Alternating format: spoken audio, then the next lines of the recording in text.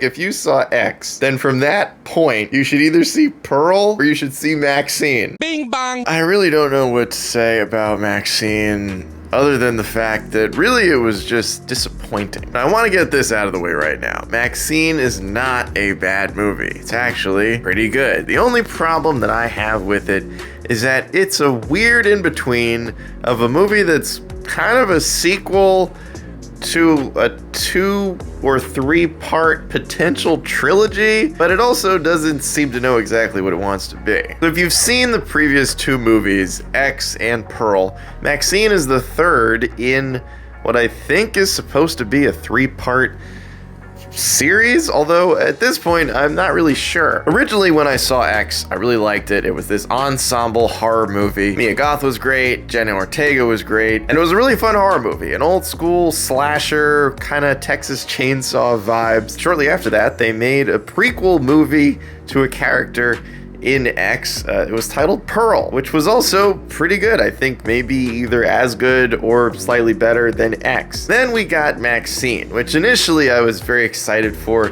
A24 doesn't really produce or back very many recurring cinematic universes. Usually it's a one and done type of thing, and so Maxxine, following a character from X, I was pretty excited. The weird thing is that for Mia Goth, it is a trilogy. She plays a character in all 3 films, but in 2 of those movies she plays the protagonist, and in X she plays an ensemble character who's probably featured for most of the film, but Jenna Ortega also has a fairly sizable role in that movie, as does the rest of the ensemble. What was weird was that with Maxxine we were getting a movie featuring a character from X, but a character that I didn't really feel like I had any interest in where things were going after that movie ended. In fact, I think Pearl was a way more interesting examination of a character from X, examining the villain from that movie and how she became a complete psychopath. And so that's kind of where I'm stuck. In isolation,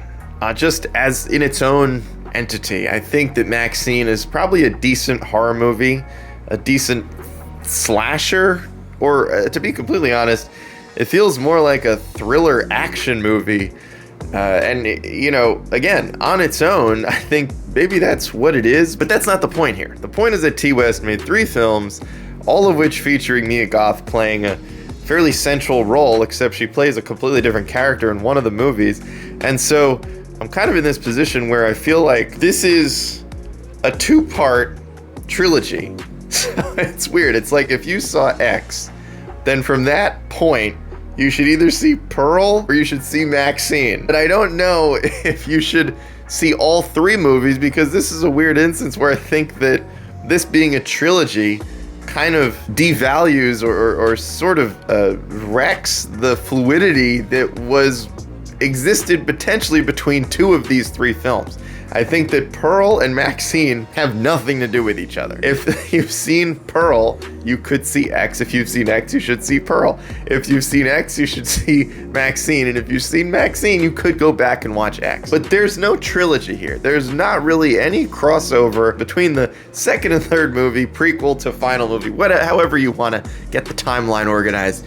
There's not a whole lot of synergy here between the 3 films. In fact, what's kind of strange is that Maxxine, I think, kind of feels like it's stuck between not really wanting to get pigeonholed into the X trilogy, while also kind of referencing occasionally things that happened in that movie. I don't know, it sort of feels like it doesn't want to get tied down into needing to be from that universe, even though it's featuring one of the characters from the original film. I'm just disappointed overall. I was very excited for this movie. As I was watching it, I'm like, yeah, this is fine so far, but I think I kept waiting for it to get to that next gear, and it didn't really feel like that ever happened, in my opinion. If you enjoyed this movie, great, but I think if you're going in thinking like this is the 3rd part of a trilogy, it's not. It's just the 3rd movie in this universe. But these are not like,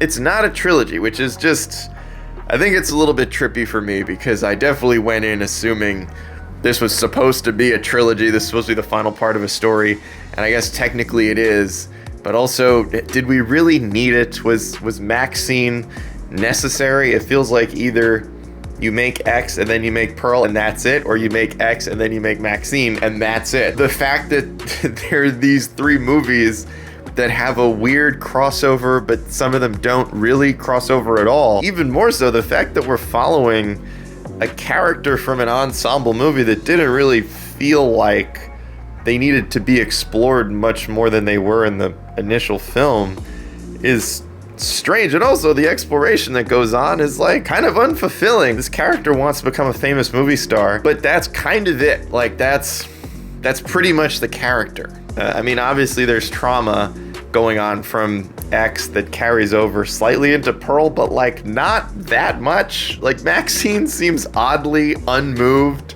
by a lot of the horrible things that happen in this movie, which I think is part of what just has me a little bit confused. I don't know. I wanted to like it so much that it feels like one of those movies that I was already projecting, like, this is going to be amazing. This is going to be fantastic. I'm so excited. And I was just sort of left with like, yeah, it's not bad, but it feels like it doesn't know what it wants to be. It doesn't want to commit too much in any one direction. And you're just sort of left with a film that's fine. Anyway, that's just my opinion. I'm just some guy on the internet. What do I know? Go check out Maxxine if you want to see the 3rd film in this trilogy. Let me know what you guys think.